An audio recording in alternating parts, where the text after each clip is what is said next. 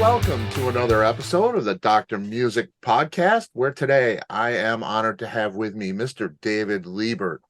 He started his career in music as a member of The Happenings in the 60s, where he had great success with 9 Billboard Hot 100 hits, 2 of them being in the top 3. He earned 4 gold records with that band, selling more than 1 million copies for each of those. David would go on to become a booking agent and a tour manager for acts like Alice Cooper, Rare Earth, George Clinton and Parliament Funkadelic, the Runaways, Sheila E. The list goes on. David has just released his autobiography titled Rock and Roll Warrior, where he tells of his experiences with some of the world's most legendary artists and his crazy life of sex, drugs, and rock and roll. David Libert. It is awesome. Rock and Roll Warrior. That book is something else, my friend. Well, thank you. It's nice to hear. It is. It's great. It's a life well lived. You've seen it all and been a part of so much different things that we all are fascinated by. It's great to have like a fly on the wall look at all of the things you've seen. Well, it's a miracle that I'm actually standing here talking to you, Scott. Somehow or other I survived. It is, I'm reading it and I'm thinking, well, first, drugs are a huge, huge part of the book. Everything involved drugs. It was, and it's a sign of the times. Yeah. But it was, it kind of ruled everything for a lot of what you did and that lifestyle, didn't it? Yeah. Well, it was an era where certainly within the music industry, I didn't really know very many people that didn't do it. It was sort of it was considered no more ominous, at least in my circle, as having a beer, snort cocaine, a toke or two on a joint. It really was no more ominous than having a beer. Now that's not the case today, and in retrospect, looking back on all of that, I certainly wouldn't recommend doing drugs to anyone. But that's the way it was at that time. It just was a recreational thing and part of the culture, certainly part of the music industry culture. Right. Yeah. Managers did it, agents did it, certainly bands and crew did it. And with some few exceptions, it was pretty prevalent. Yeah. And you really get that feel when reading the book. The briefcase, that went from, across borders. You had to have it, right? The magic briefcase. Well, we had to figure out what to do. I mean, that fascinated me that you went to such lengths to get drugs. That was it. It was kind of like a necessity to function in that world, right? Yeah, it was. But on the other hand, as crazy as it all seemed, we were running a business, and it was my job to make it function as a well-oiled machine. I mean, there was a lot of money at stake. We had tours to do. We couldn't jeopardize any of that by doing drugs. So we created the magic briefcase as a way to get drugs in Canada. So we didn't have to take drugs over the border, which ran the risk of getting caught and arrested and the show would be canceled. Right. We couldn't allow that to happen under any circumstances. And that's why we had the magic briefcase, which was a way to not bring drugs. I mean, the answer was, what do we do about drugs in Canada? Certainly, we couldn't bring drugs over the border. We couldn't risk that. So We figured out how to get him in Canada, and we didn't take any drugs over the border because there was always a couple of Canadian dates whenever we did a North American U.S. tour. Sure. We had to figure that out. So yes, we got very creative, didn't we, Scott? It was great. I'm reading it going, wow, the lengths and the things you go through to get those drugs over. It was pretty fascinating. This is a fascinating read all the way around. There's so many great stories here. When you were writing, well, take me through the writing process. Are you a guy that sat down and pecked away at your computer typing this out, or did you do an interview with somebody who transcribed for you? How did the actual writing of the book happen for you? No, I did it all myself. Over the last several years, a lot of people were saying to me, David, you should write a book. You've led a very interesting life. You got great stories because you tell us terrific stories all the time. I never really thought about it seriously until my girlfriend Angie said, something? They're right. You did live a life. You do have a story worth telling. Maybe you should give it some serious thought. Mm-hmm. So that was what convinced me that maybe I should take a closer look at all of this. And what I did was I started writing down just the events and incidents and stories, and without any particular chronological order. It was very random. And then I would sit down and I would think about the stories.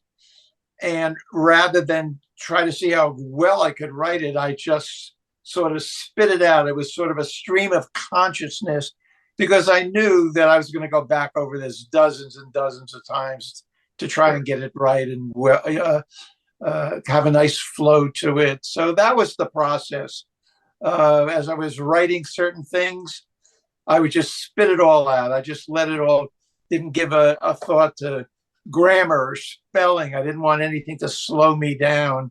Right. Just get it out there, because I knew I could always go back and fix it up and, change things to make it better flowing. And so that was my process. And I would say it took the better part of 3 years from beginning to end. And I think it shows. It's because it's poignant. It's well written. It flows. It does have a great flow. It's an easy read. It just takes you from place to place. It's really comfortable. It's great. I feel like I've walked through your life with you. It's really a great way of seeing all of those things, all these bands that mean so much to me, and so many of us out here. For you to walk us through all of it, it's a pleasure to read, for sure. Well, thank you very much, Scott. That really means a lot to me. What I tried to do was to write a book that was informative, because I know that a lot of people are interested in what happens behind the scenes. And me being, as you say, a fly on the wall, I was privy to witnessing an awful lot of that. Yeah. I wanted it to be informative, to satisfy that aspect of it. I wanted it to be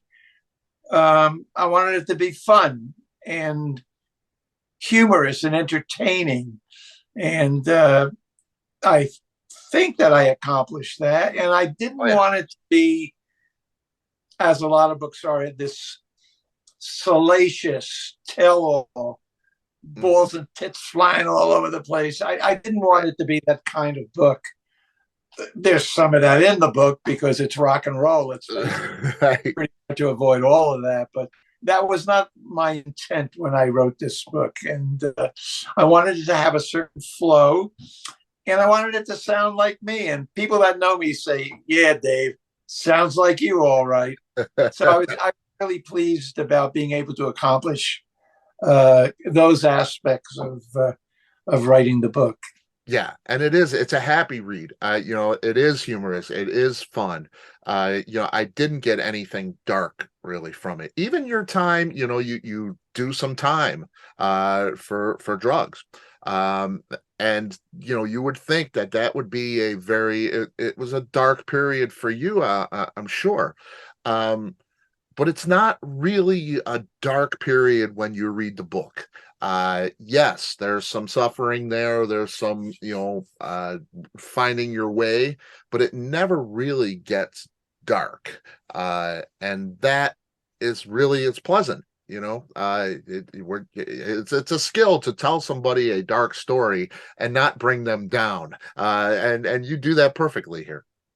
I think I'm by nature I'm an optimistic guy, and I think that even finding myself in a situation like being in prison for a while, I I'm not a dark person. Being in prison, I decide, well, you know what? I'm here. I don't think I'm going to be able to escape. So why don't I just make the best of it? And I think I did. I wrangled a job in um, the cop library where I helped produce the monthly newsletter. But even more important to me than that was the offices were adjacent to the prison guard dining room, which meant I had access to real food, decent food that the cops ate. Which let me tell you something: in prison, that's a real important thing if you're anything close to being a foodie. So I was able to solve that problem by being able to eat really well. I played bass in the prison jazz trio. I just made the best of it, and it's not a great place to be, but it wasn't hell on earth either. It is what you make of it. And I knew I never wanted to sell drugs again and run the risk of going back to prison again. But listen, it was a chapter in my life, so it became a chapter in my book. Yep. Yep, and we appreciate it. And I got a kick out of that. The worst part about prison was the food. And you sound like a foodie, Scott. Oh yeah. Well, look at me. Yeah, but that's what I mean about not getting really dark. It was a dark time for you, yes. But you did make the best of it, and you're making the best of it in the book. And we feel that for sure. I have to ask you, you did a screenplay called Doing Time. Do you still have that? Is that something you have given thought to over the years? Yeah, I that was one of the things that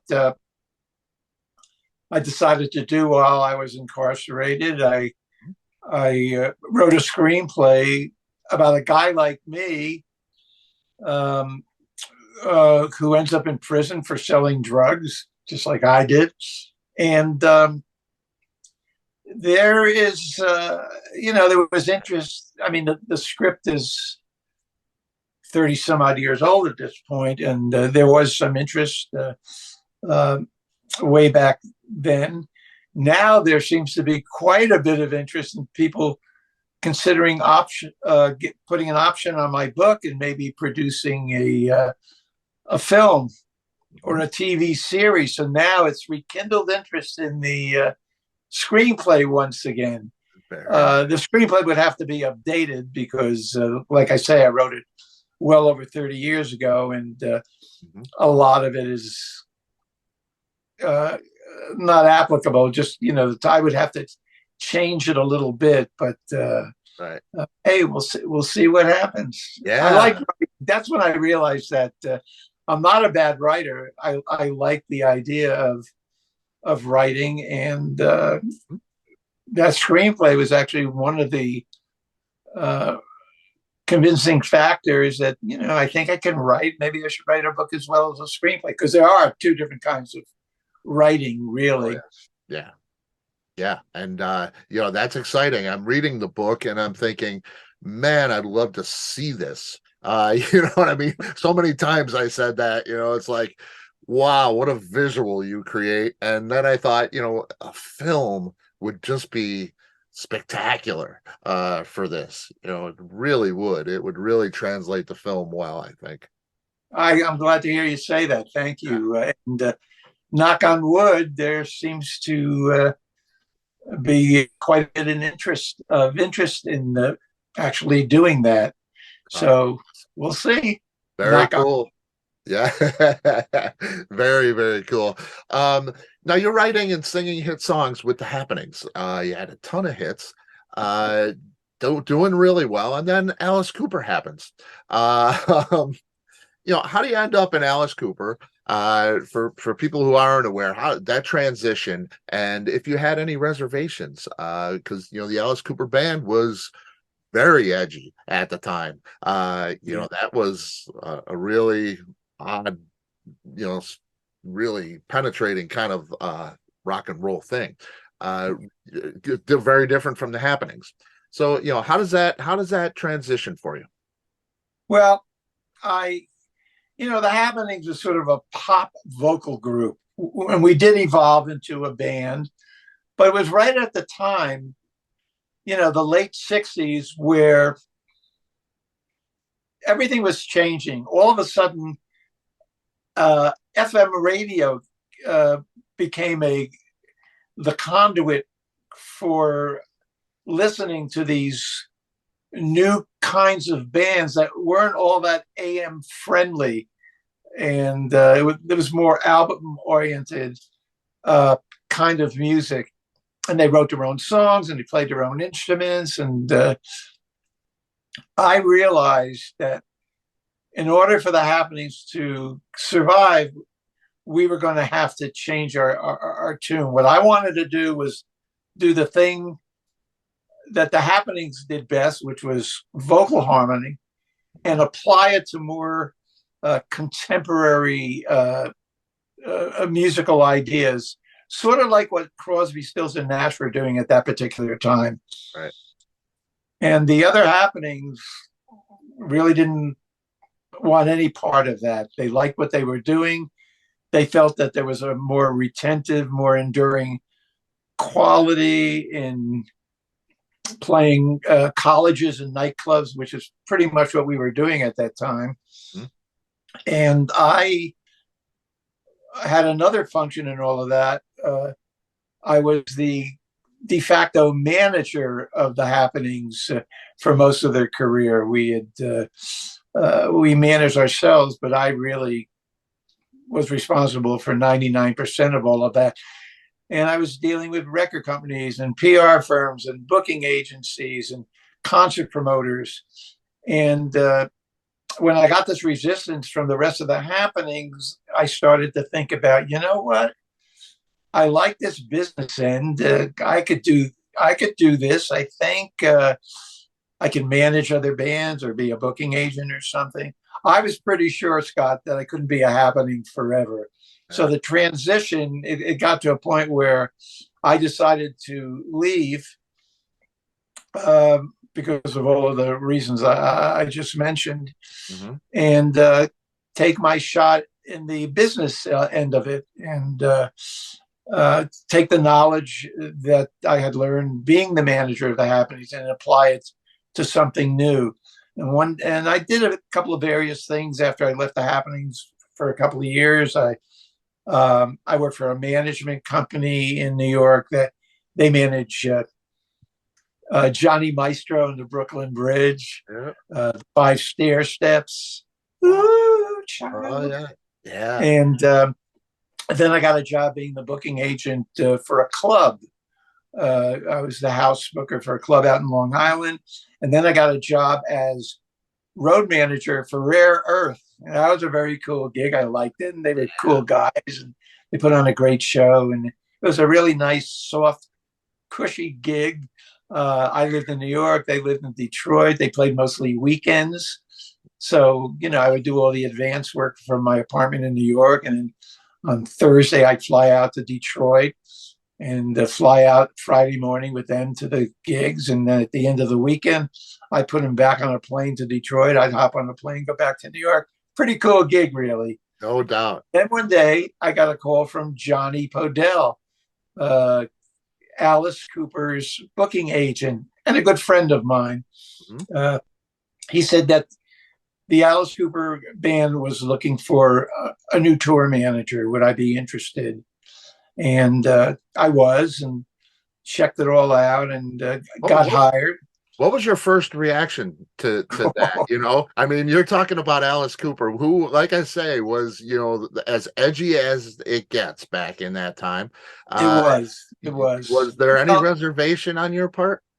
A lot. I mean, not going in, but I remember that first gig in Atlanta, Georgia, and my first impression was, my perception was, here are a bunch of wild, insane-looking, crazy people, just completely unsupervised, crawling all over the equipment and the gear like giant insects. And I said, oh, my God, what did I get myself into?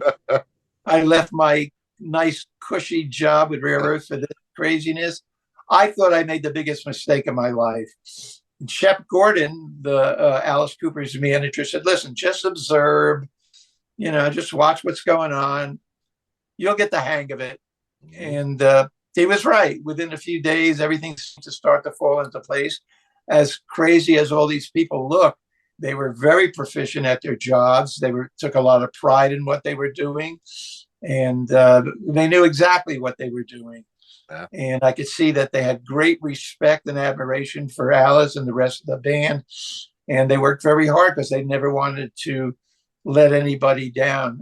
I mean, the show had all kinds of props and effects and things of that nature. And it required a lot of attention and a lot of perseverance to make sure that nothing ever went wrong. So these are hardworking people, as nuts as they looked. And of course, by the end of that first week, I was starting to get a handle on everything, and it turned out to be just the greatest job in the world, really. And I did it for 4 years until I was just so damn burned out, I just couldn't do it anymore. Right. Shep Gordon's still doing it. You know, and one of the geniuses of the music business, without a doubt. You know, a mentor of yours. He was, listen, 99% of what I learned about the music business, I learned from Shep Gordon.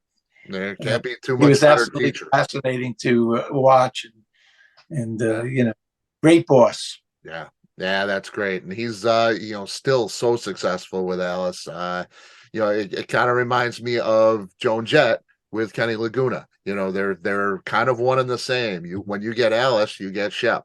It's a thing. Right. Yeah, that's very true. Yeah, that's pretty great. You also take a job with George Clinton and Parliament Funkadelic. Some of my favorite music in the world. Love the stuff. Just brilliant. One of the greatest shows I've ever seen, and I've seen tens of thousands of shows in my lifetime. I'm at a show all the time. George Clinton, Parliament Funkadelic, just astonishing. I've never really seen anything like it before or since. Crazy stuff. It's a zoo up there, but somehow it's just fantastic. That had to be a different kind of gig. That's a whole other world for you, right? Yeah, absolutely. You know, as crazy as Alice Cooper organization looked, the show, it was a very smooth, well-oiled machine. That was basically my job. Mm-hmm. George Clinton, Parliament Funkadelic, was nothing at all like that. Now, I did bring a lot of stability into all of that. So, you know, they thought I was brilliant because I made their life a lot smoother just by applying a lot of the stuff I learned with Alice Cooper to their road show. Right. But yeah, it was difficult on a lot of different levels, but we got through it. And yes, you're right. The shows were fantastic. What I say, ain't no party like a P-Funk party, and a P-Funk party don't stop. Yep. Well, I was very proud of being a part of all that, and I took a lot of pride in it. The shows were fantastic. Just watching the audience reaction to what was going on stage was just fantastic. So, and the money wasn't bad either. I mean, I was finally making some real bucks, and I had Bootsy too, and they were selling out arenas all over the country. And when I put them together, they were selling out stadiums all over the country. Yep. So that was a very good time for me as far as my career was concerned. Yeah, definitely. You had the David Libert agency at that time. Yep. Kind of changed everything for you. Tell me about Woodstock '99. We hear so many horror stories of that day and that event. Were you there for any of that? I know George and P-Funk went on early. Did you guys leave? What was your take on that Woodstock '99 show? We got there on a Thursday night, and George actually and Bootsy, we threw a party. We worked something out with the record company, and John Scher to have a special show inside an airplane hangar because there were a lot of people that were showing up. The festival really didn't start until the next day, Friday. Right. So, and that was a great experience. That show was just fabulous. And then I think we hung around all the next day. And then George played Saturday night in front of the biggest crowd he ever played to, 180,000 people. Now, we didn't see anything bad until Sunday when we were in the process of leaving. Prior to that, certainly from our perspective, everything was very smoothly run and there were no problems. Certainly, from our point of view, I think it started to unravel for the people there. But we simply weren't aware of it because we were sort of in our own little bubble. That's the way it is at these festivals. A lot of our sanctuary was we can always go backstage and eat good food and be well taken care of. Right. So we weren't subjected to anything bad. When we finally left on Sunday, we started to see craziness, fires breaking out, and we just said, "Let's get the hell out." We didn't stay any longer, and it wasn't until much later that we really understood the full extent of what was going on. So no, we got away relatively unscathed from all of that. And well paid. That was a great paying gig. I know that. That was the best paying gig. It really was. It was. Well deserved. That's legends of funk right there. Doing what they do, it's great. Cherie Curry, a friend, been on the show a couple times, love her to death, sweet person. Runaways, me too. Big fan of the Runaways. So much involved. Kim Fowley, a big part of the book as well. The Runaways, always been fascinated by it. We have Lita, the totally different animal than Cherie. Also have interviewed her. It's a totally different it's a different conversation. It's totally different vibe to it. And Jackie Fox's claim about Kim Fowley. There's so much controversy surrounding all of that. What's your take? What did you see about, from all of those things? Kim Fowley, the notorious Kim Fowley, was one of the most unusual characters I've ever encountered. He's one of those people that doesn't seem to have a filter. He says, just everything comes out. and he's very confrontational. He's very what's the word I'm looking for? Rude. Yes, he's certainly rude, and he says just awful things sometimes to people. I think it was all an act. I think beneath that, inside that crude exterior, was an okay guy. I found him very entertaining, and I found him. I was fond of Kim. Was he tough to deal with? Yeah. Was he rude and just really abrasive? More so than anyone I've ever met. But the stories about him sexually harassing the girls, I didn't see any of that. And I think the proof of the pudding is when he was on his deathbed, with all the fighting that he did with the girls, and there was a lot of that going on all the time. Not about sexual harassment, but just about everything else, Right. And music and all of that. In the end,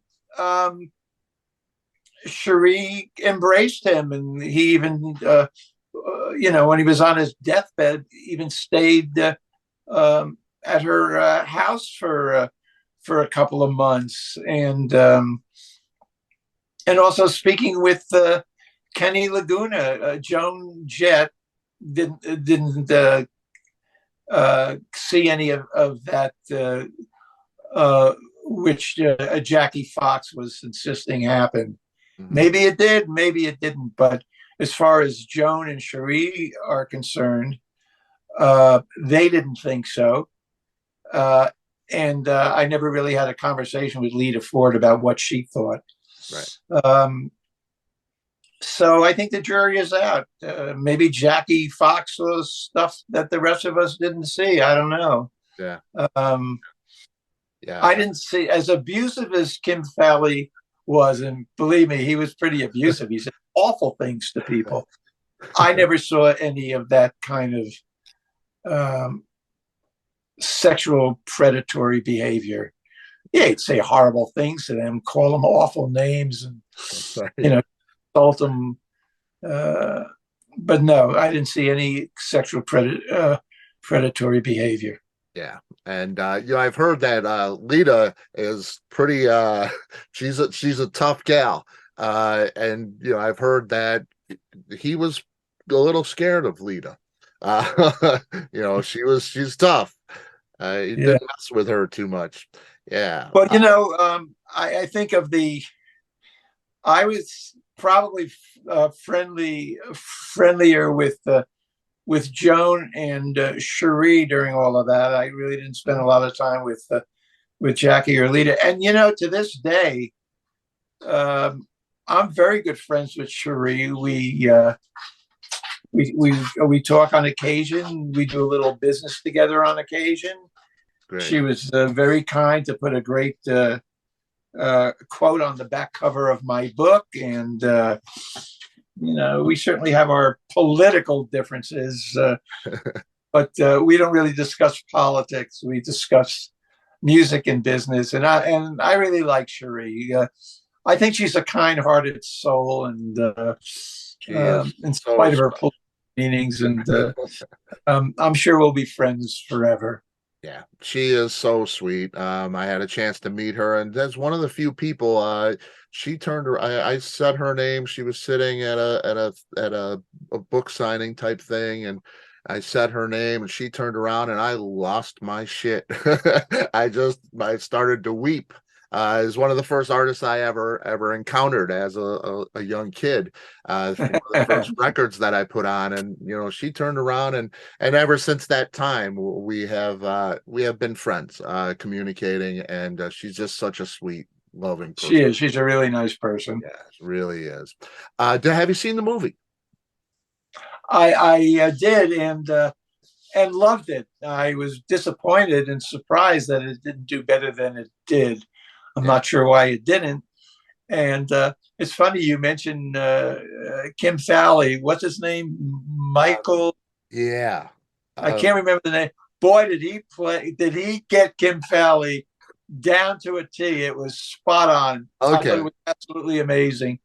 Yeah, And that's what I was wondering. He I think he was nominated for an Oscar for that role, or a Golden Globe or something. That was Kim, huh? That it was uncanny how Kim it was.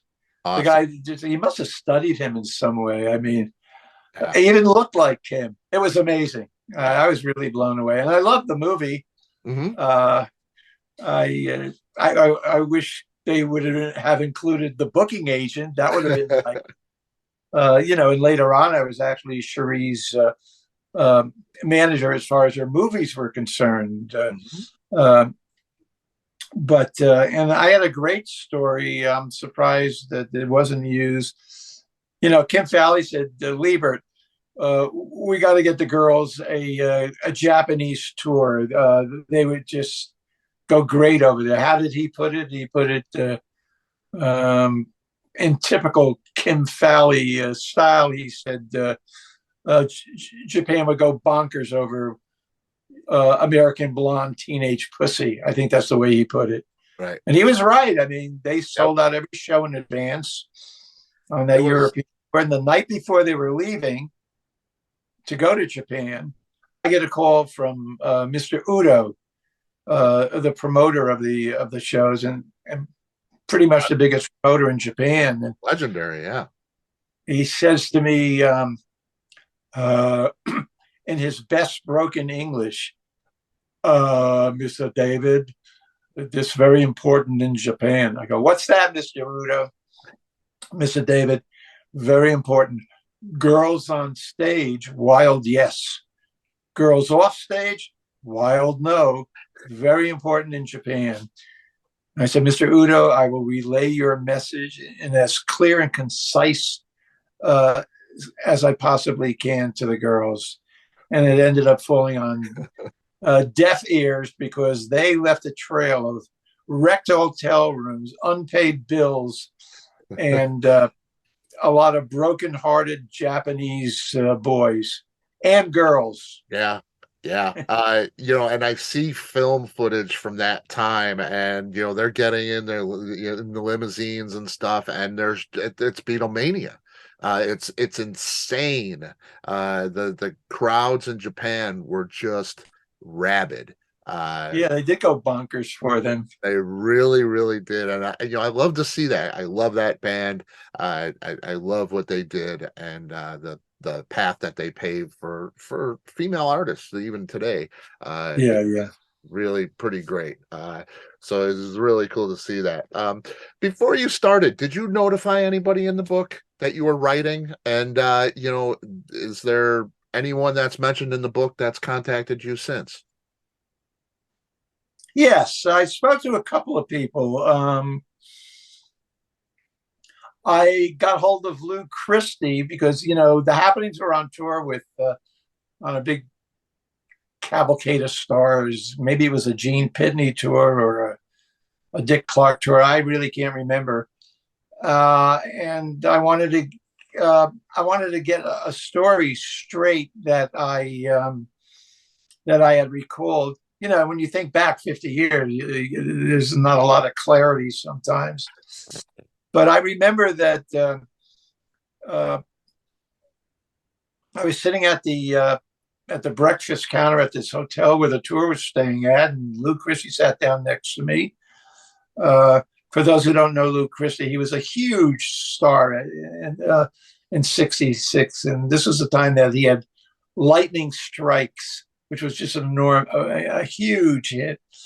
And we had seen him in September, of course. And he said, David, it seems that you and the boys seem a little bit confused about all of this. And he was right. It was, the way we felt was nobody thought anything of us. And now we have this hit record and everybody thinks we're something special. And it is confusing and a little bit scary.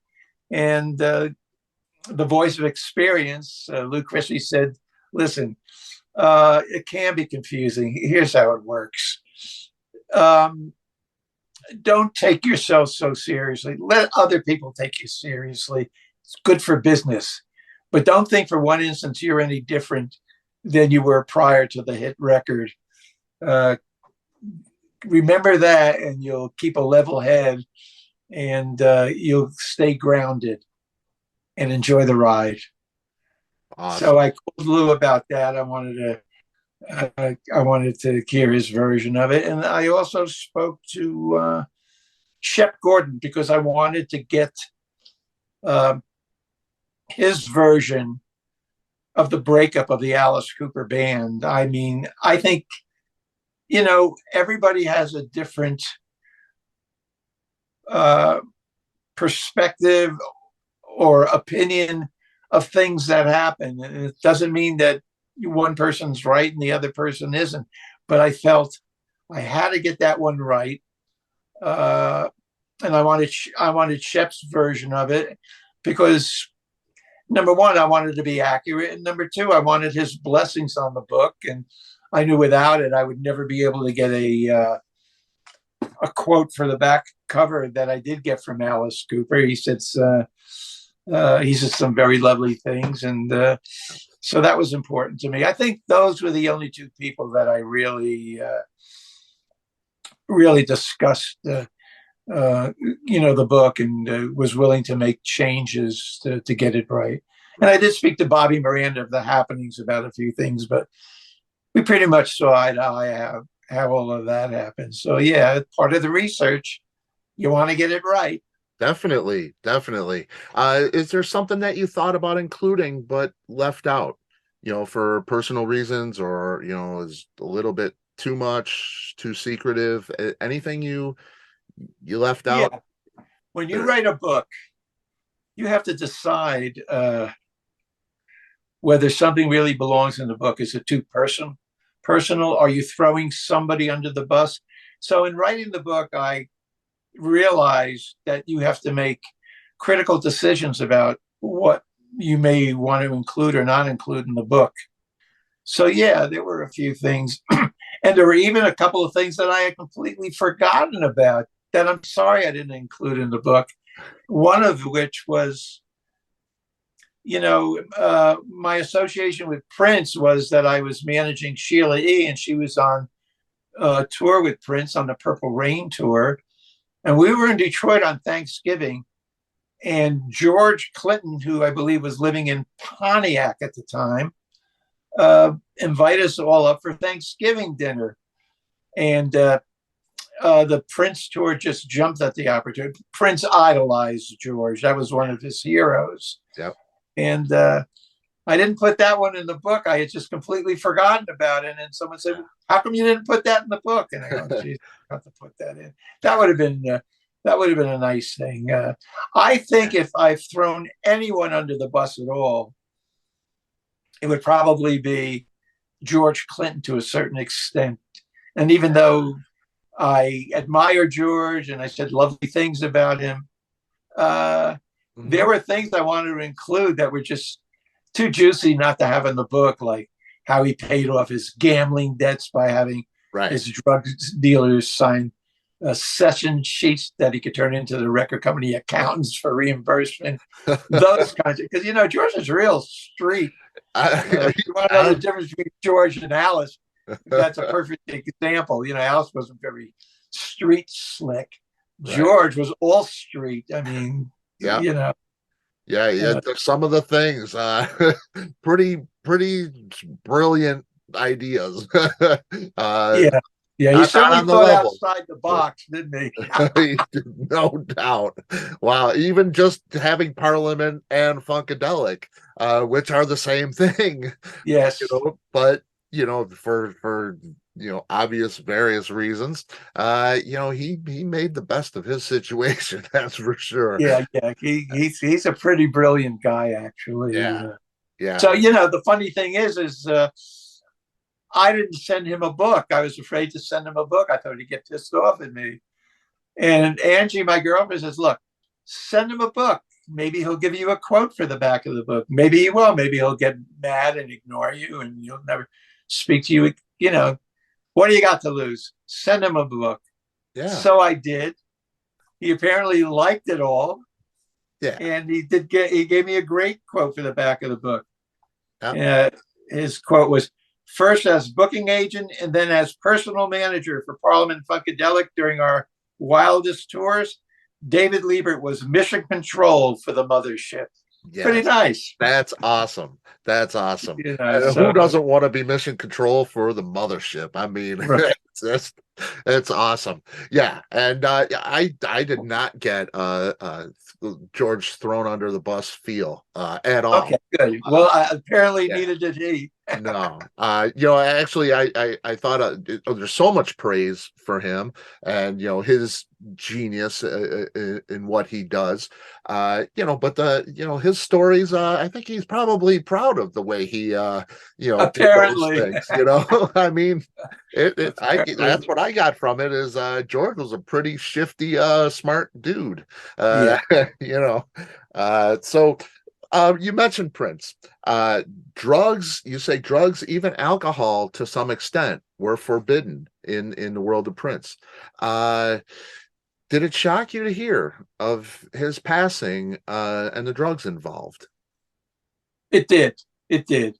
Yeah. No, I hadn't spoken with him or interacted with him for, many, many years. So, yeah, it did surprise me. That was a pretty drug-free tour. Yeah, there were people doing drugs, but very discreetly because they didn't want to get fired. And he would have. Prince would have. Absolutely. Yeah. If he had heard of that, people, wow. I mean, he couldn't prohibit drinking if somebody wanted a glass of wine, Right. I guess that, but he certainly didn't encourage any of that kind of stuff. Yeah. I was a little bit surprised, but I mean, he really took a physical beating every night he was on stage. At some point, I guess, the pain simply didn't go away after, 20, 30 years of that kind of physical abuse. What he did to himself on stage every night, it was, it was pretty torturing. Quite the performer. And of course, an amazing musician. It's sad that we don't have him with us still. Yeah. We got to talk about Guns N' Roses, right? I see it in the background, that multi-platinum record award presented to you from the band. Pretty spectacular. That Appetite for Destruction record exploded. But kind of a, if there is a dark spot in the book, it might be that. But it's an opportunity lost in your world. Obviously you had a relationship with those guys.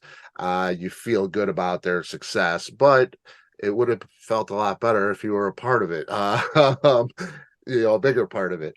Absolutely.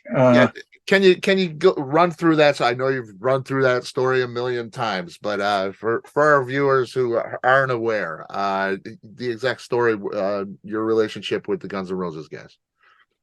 Well, I got a call one night from our friend Kim Fowley, and he was out of town at the time. He says, "David, go down to this storage locker. It's just a few blocks away from where you live.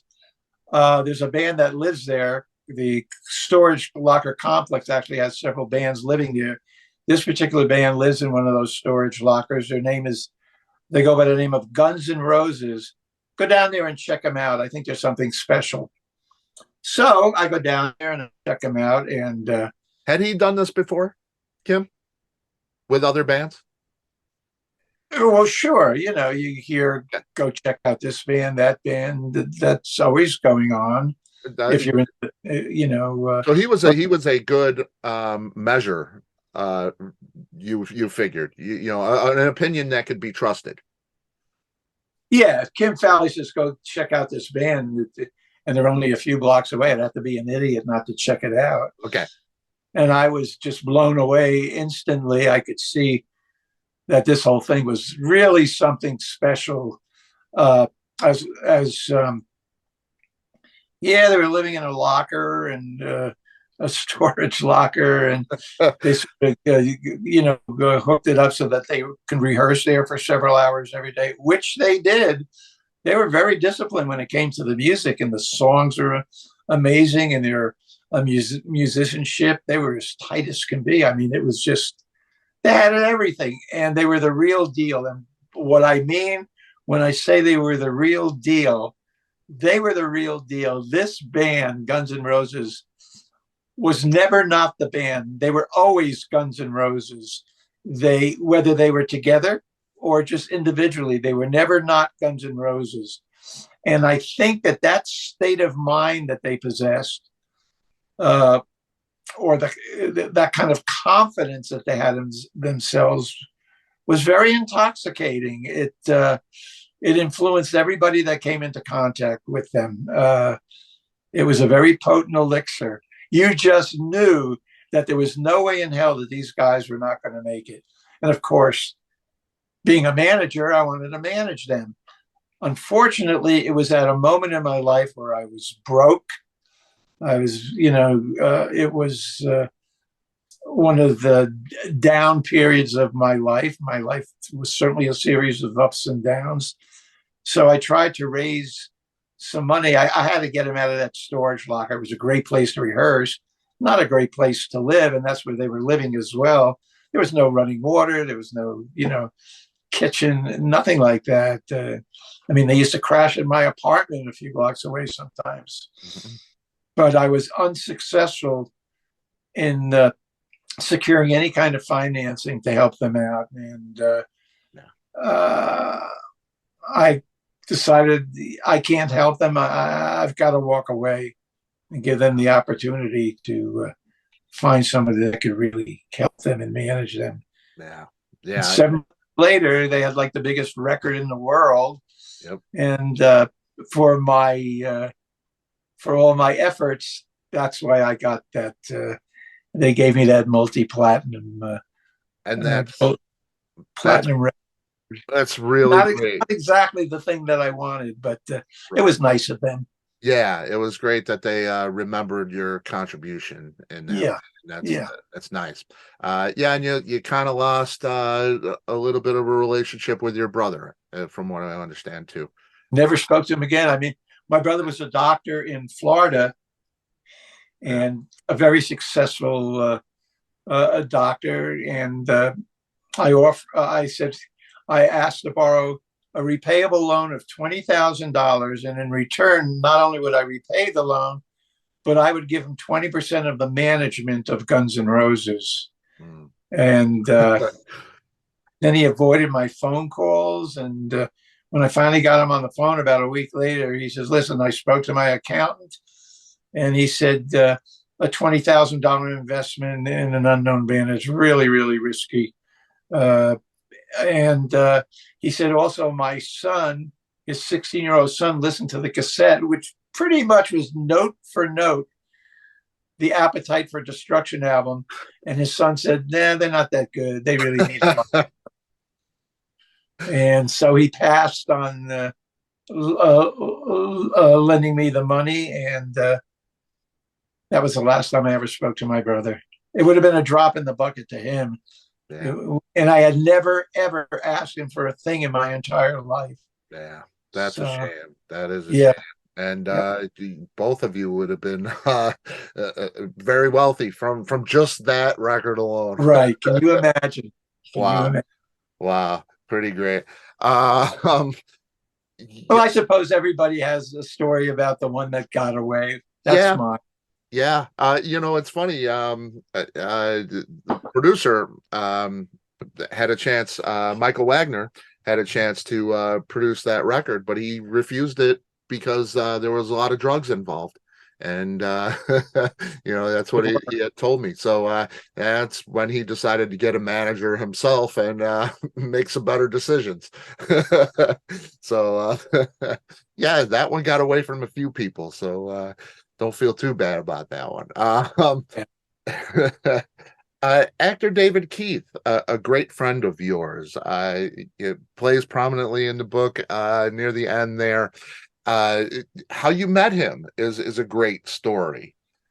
You doing handyman work, pretty great Hollywood story there. You still great friends with David Keith. Yeah, he's one of my closest friends. I just love the guy.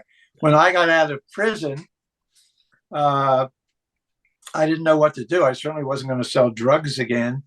And I decided to become a handyman. I was fairly well versed in the blue collar skills like plumbing, electrical, drywalling. I had a lot of friends that were in construction or were electricians or so I kind of learned the basic rudimentary skills of those trades. So I decided to become a handyman. One of my first handyman jobs was for David Keith, and somehow or other we became really good friends, which is amazing when you think about it. And we've been friends ever since. We've been there for each other throughout the years. I mean, we're talking about 35 years now. He lives in Knoxville, Tennessee now, and we're still great friends. I speak to him all the time, and Awesome. he's a very funny guy, clever guy, and a really good-hearted guy. He made me feel part of society again, I guess, in a way, by accepting me for who I was, not an ex-convict, not a guy without a job. And Right. He helped me get back on my feet again in a lot of different ways. And I'll always be thankful to David Keith for that. Yeah, it's special. It's really a great story in the book for sure. Now there's a story back to Guns N' Roses a bit with Axl and Slash having sex with a 15-year-old girl. Did you, and getting them out of trouble with that? Very odd, weird situation with the mother and everything else. Yeah. Did you hesitate at all with that? Was that something you cleared with attorneys or, Well, no, I saw it as a great opportunity. I knew that I could deal with that. So I went to Richard Caballero, my attorney, when I was in trouble. Mhm. I had gotten busted once before I got busted again, went to prison. A very, very good lawyer, and I went to him. I got a call from Axl one day. They were nowhere to be found, Axl and Slash, and he told me the story that they've been, screwing this 15-year-old, and now the cops were looking for her, so they were hiding out. Apparently, the mother called the police and said, "Yeah, they're screwing my 15-year-old daughter." So I said, "All right, call me back, in a few hours or tomorrow morning, or whatever." And I went to see Richard Caballero. He said, "Bring the boys in. We'll look into the situation." So I brought them into Richard's office, and he said, "Look, the cops are looking for you. If they find you, they're going to arrest you.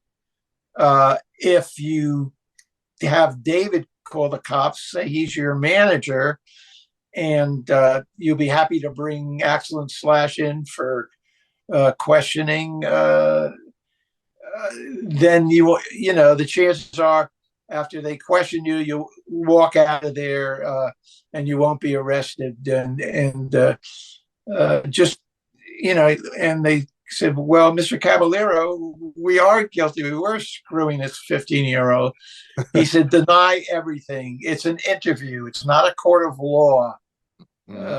Just deny everything, and the chances are you'll walk out of there, and it'll give us some time to look into the situation and see what we can do about it." So that's what we did. I got hold of the cops. I said they were manager. I hear you're looking for Axl and Slash. I'd be happy to bring them in for you to talk to them. And couple hours later, they walked out, and they weren't arrested. And then it turns out that the mother. Here's the rub. Here's the rub. The mother was screwing. What's the drummer's name? Steven Adler. Steven Adler. And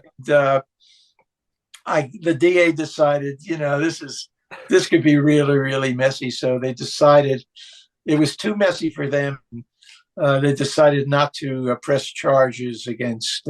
And also, the mother said they were a satanic cult, which was absolutely not true. They were like them or not, they were just a rock and roll band. So that, as well as the mother sleeping with Steven Adler, was enough for them to walk away from the whole situation. And that is probably why I have that multi-platinum record. Yes, that's a one they almost wouldn't get out of if they didn't have a David Libert on their side. That's for sure. Pretty great. All kinds of stories like this. It's just such a fun read. It's just a fun walk through your much lived life. And that's, which is probably why I don't have any hair on my head. So. It's all worth it, though, isn't it? Do you have something left? What's on the bucket list? You've lived such a full life. You've done so much with your life. You continue to do great things. Taking care of these guys here, these animals, and I got my wonderful dog who I can't live without. There we go. That's Harold. Say hello, Harold. Hello. Yeah. You do so much for them now. Is there something that you've always wanted to do that you really you want to get done before you leave us? There's something on that bucket list for you?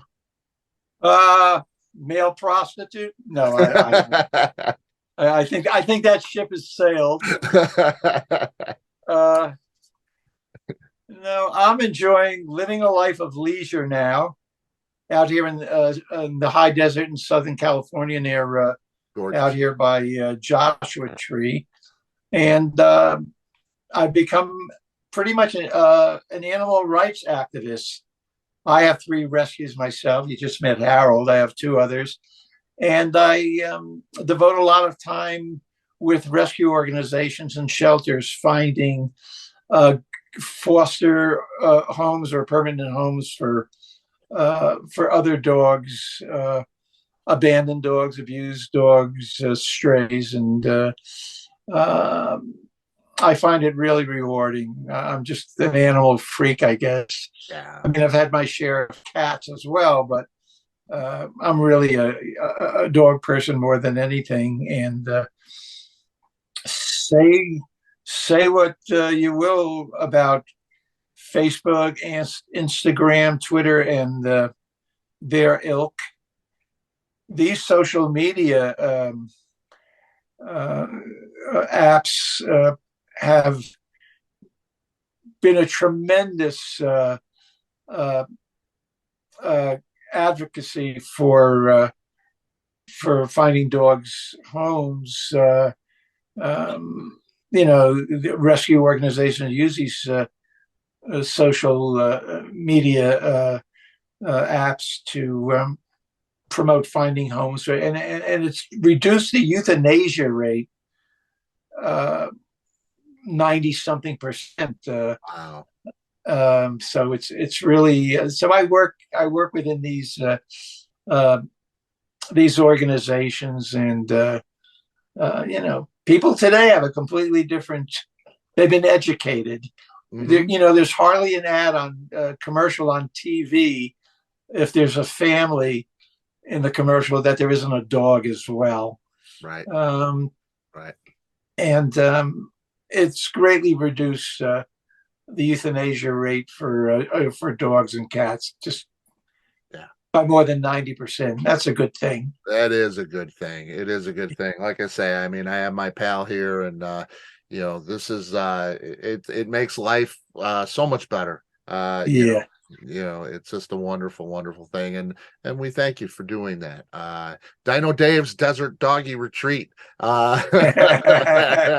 Is it coming back? You got to do it again? Yeah, I actually am. Cool.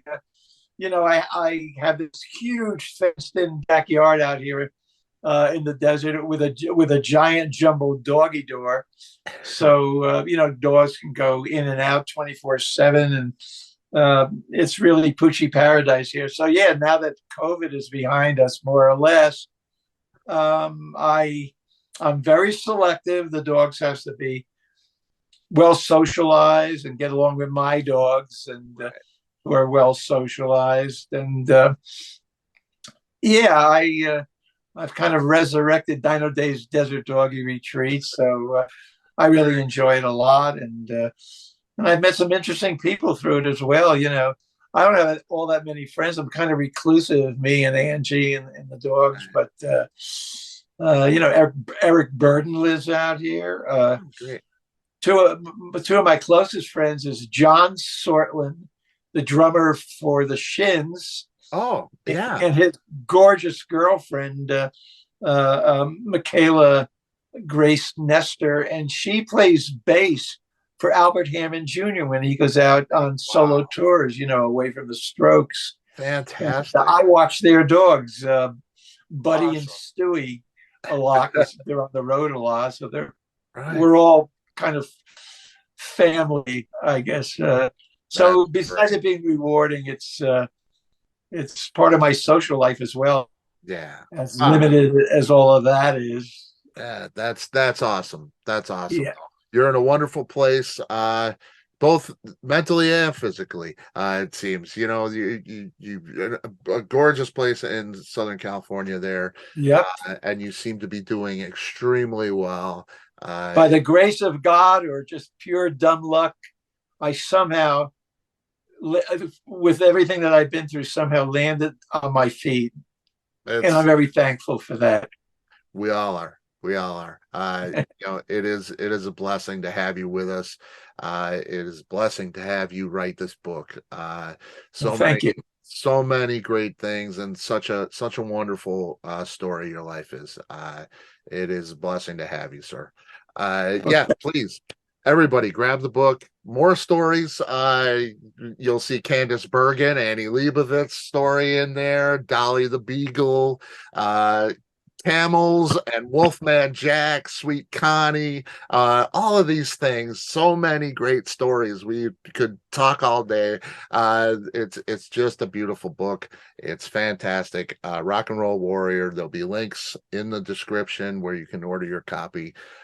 David Libert, thank you so much. Thank you so much. I hope we can do this again when the film comes out.